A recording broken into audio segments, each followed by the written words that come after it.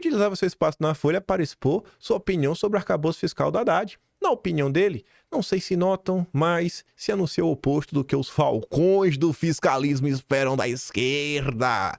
Usar o Estado para bombar a economia em momentos de crise. Ao contrário, se as coisas vão bem, gasta-se mais, mas com limites, o que permitiria fazer um alcochoado para eventuais dias de inverno, se não o contrário. Até acho que sou mais progressista do que o governo nesse caso. Se também isso não serve, então serve o quê? Seu palhaço! O grande ajuste de Haddad e Lula. Aí vem a Mira Leitão, né? Não, eu sou melhor que você, Reinaldo Azevedo. Eu vou me humilhar mais ainda. Aí quem aparecia pra botar água no chope? Lá vai. Lá vai o golpista. É golpista. Governo Bolsonaro é golpista. É todo mundo golpista. Lá vai o miserável do Adolfo Saxida. Não sabe de nada.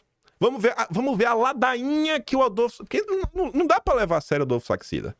Se é do governo Bolsonaro, não dá, é tudo fake news. Não é isso que a Globo ensina? Não é tudo fake news? Vamos dar uma olhada. Para contribuir com o debate econômico e na esperança de ajudar nosso país, compartilho a todos na conclusão que cheguei depois de analisar a nova regra fiscal. Conclusão. A nova regra fiscal aposta no aumento de impostos e redução da Selic para estabilizar a relação dívida-PIB. A Selic abaixou? Não, aumentou.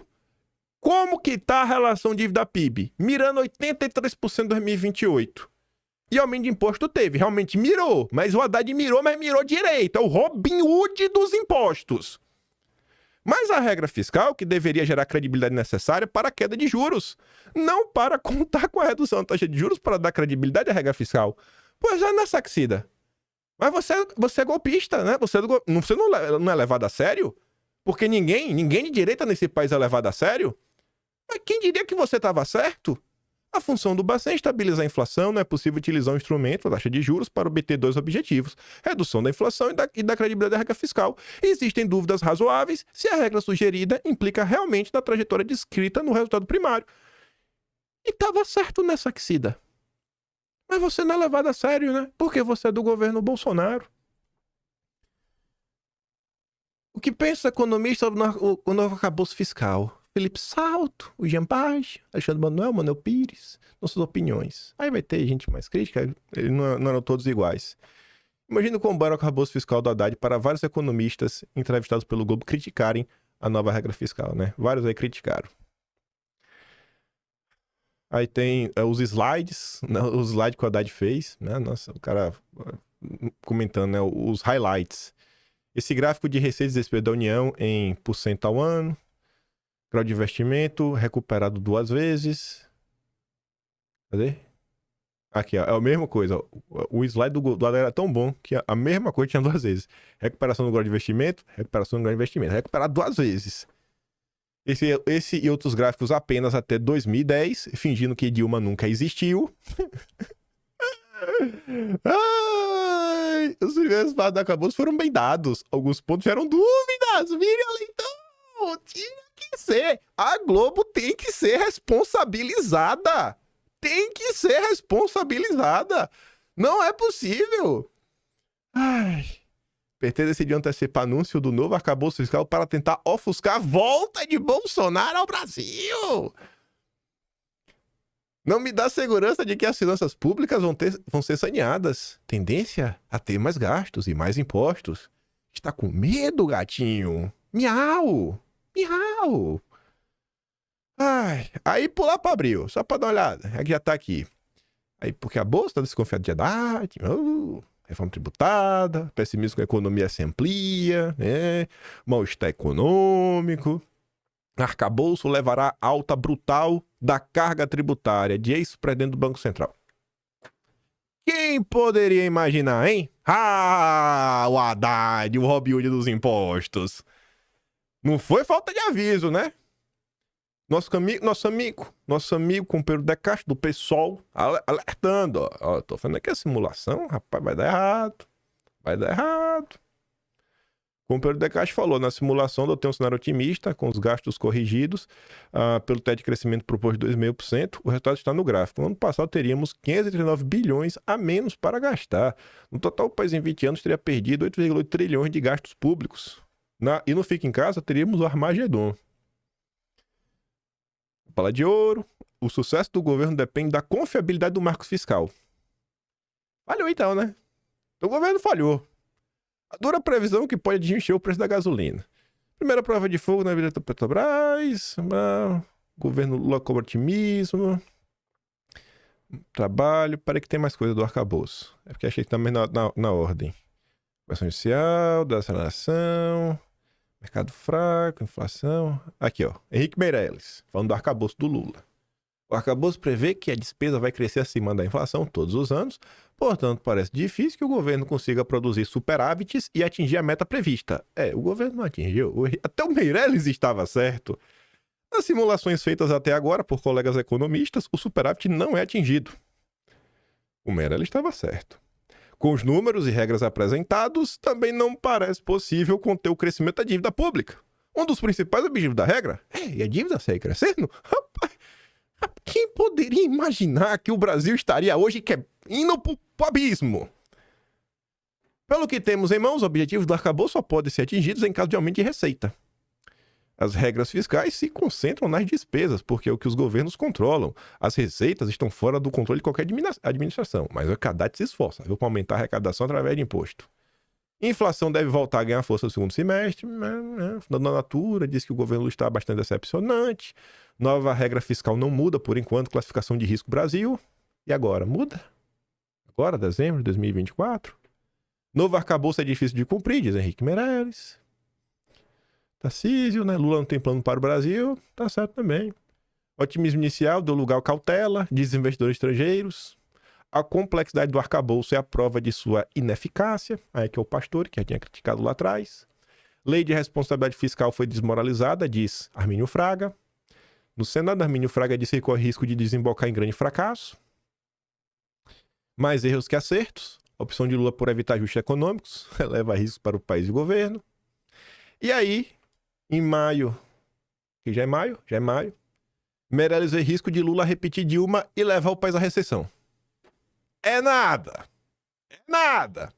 Agora o Lula, o Brasil, o dólar, 6,9, estou com medo. Essa turma tinha que ser responsabilizada, gente. Não dá só pro povo, o pobre, pagar essa conta. Porque não é falta de aviso. Não foi falta de aviso. E nem para falar que foi só a turma do Bolsonaro que avisou durante as eleições. O negociação eleitoral acabou, pode ser um desastre. Diz deputado petista. A desesperança de um deputado de esquerda em afrouxar o arcabouço fiscal. O PDT tem que repensar a participação nesse governo abertamente neoliberal na economia e na cultura, né? Que seria o woke. Em alguns meses, todos os envolvidos com isso vão estar sendo chutados em praça pública. Nossa história não permite votar naquilo que votamos hoje. Arcabouço fiscal, um manifesto do Estado mínimo, uma derrota histórica para a esquerda. O mercado não está chegando aos números do governo. É mesmo, é? Rombo maior em 2023 mostra que a Haddad terá dado duplo twist carpado para entregar o que prometeu. Placebo fiscal. Fim da esquerda brasileira. Fim da esquerda brasileira.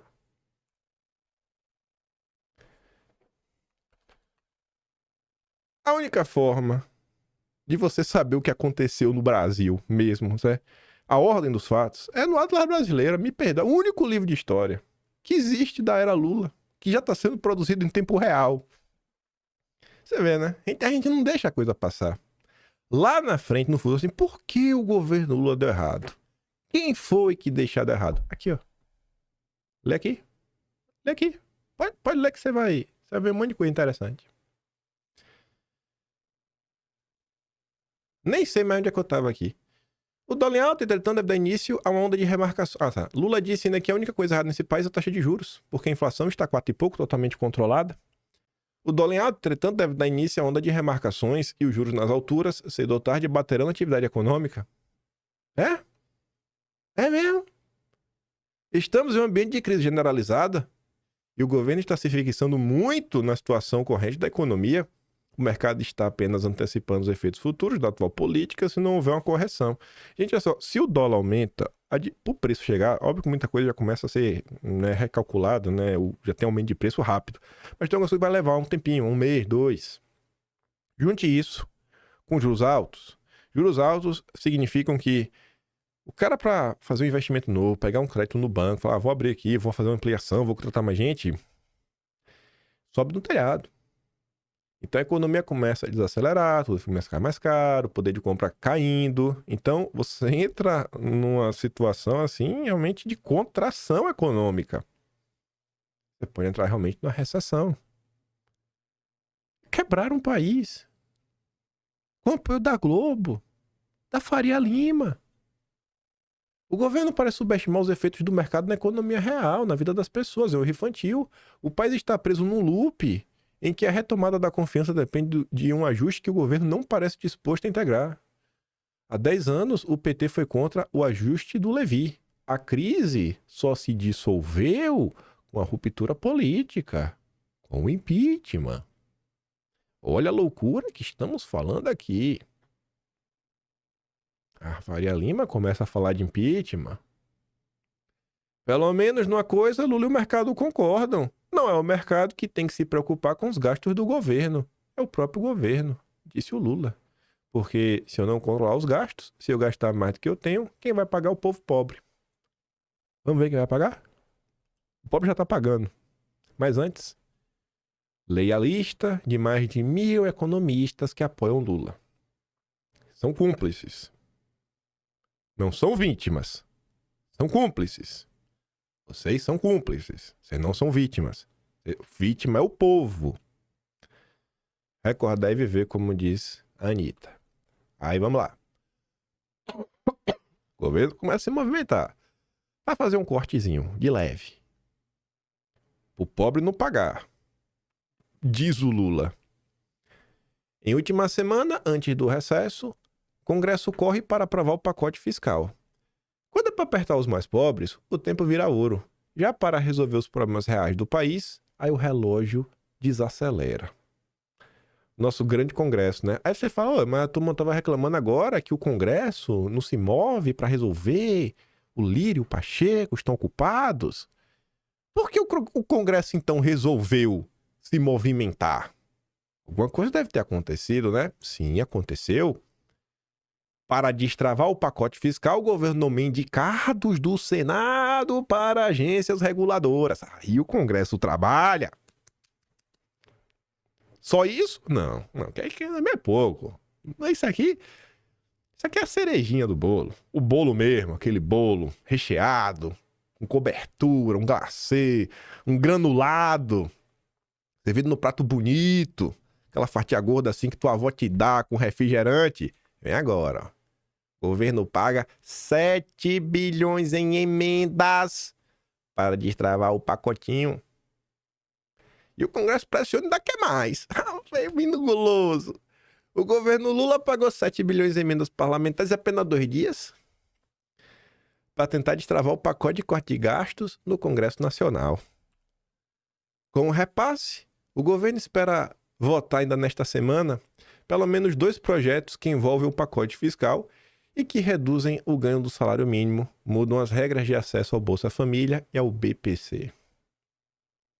O pacote ainda tem uma terceira proposta, uma PEC que mexe no abono salarial, no Fundeb e na regra que obriga o governo a executar o orçamento aprovado pelo Congresso.